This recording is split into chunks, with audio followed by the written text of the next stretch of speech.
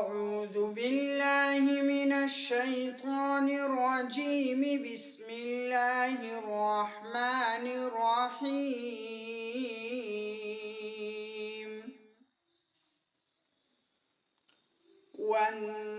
والنازعات غرقا والناشطات نشطا والسابحات سبحا فالسابقات سبقا فالمدبرات أمرا يوم ترجف الراجفة تتبعها الرادفة قلوب يومئذ واجفة أبصارها خاشعة يقولون أئنا لمردودون في الحافرة أئذا كنا عظاما نخرة قالوا تلك إذا كرة خاسرة فإنما هي زجرة واحدة فإذا هم بالساهرة.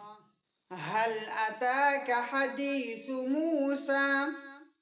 إذ ناداه ربه بالواد المقدس طوى اذهب إلى فرعون إنه طغى فقل هل لك إلى أن تزكى وأهديك إلى ربك فتخشى فأراه الآية الكبرى فكذب وعصى ثم أدبر يسعى فحشر فنادى فقال أنا ربكم الأعلى فأخذه الله نكال الآخرة والأولى إن في ذلك لعبرة لمن يخشى. أأنتم أشد خلقا أم السماء بناها رفع سمكها فسواها وأغطش ليلها وأخرج ضحاها والأرض بعد ذلك دحاها أخرج منها ماءها ومرعاها والجبال أرساها متاعا لكم ولأنعامكم فإذا جاءت الطامة الكبرى يوم يتذكر الإنسان ما سعى وبرزت الجحيم لمن يرى فأما من طغى وآثر الحياة الدنيا فإن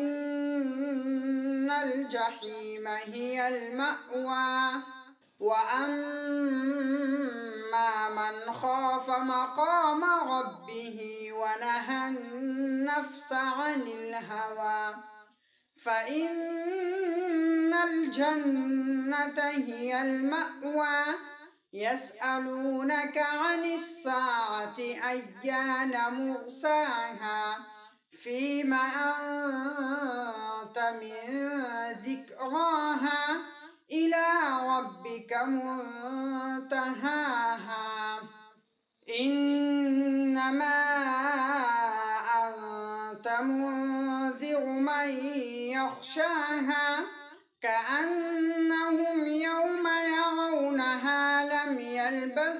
يلبثوا إلا عشية أو ضحاها.